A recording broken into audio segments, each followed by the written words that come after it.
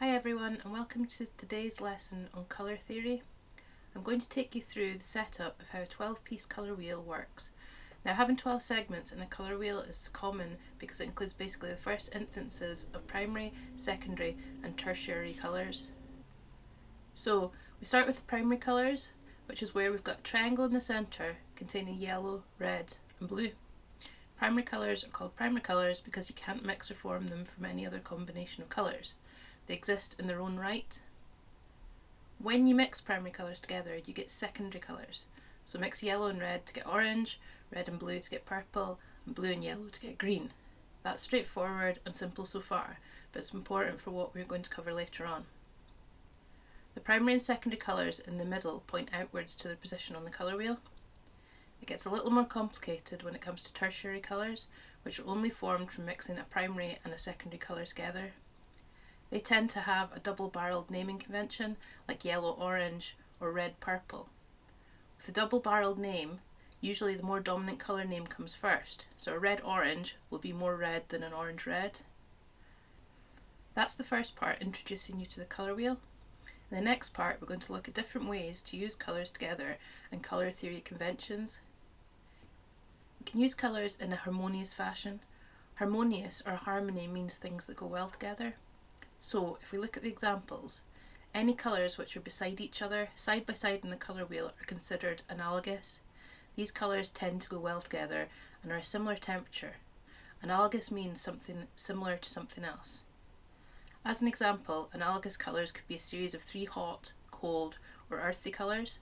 So for example, we might have red, red-purple and purple together, or blue, blue-green and green together, or yellow-orange, orange and orange-red together.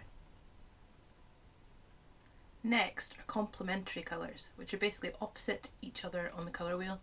A good way to remember these are to think of a cairn of Irn-Bru, which is blue and orange, Christmas colours or strawberry Haribos, which are red and green, and a twirl or a flake chocolate bar, which are yellow and purple.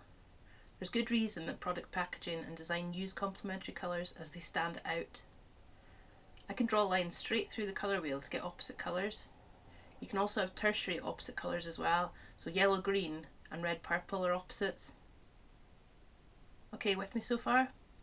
Next are triad colours. On a 12-section colour wheel, if we draw an equilateral triangle, this will link up a set of triad colours with 3 analogous colours in between each.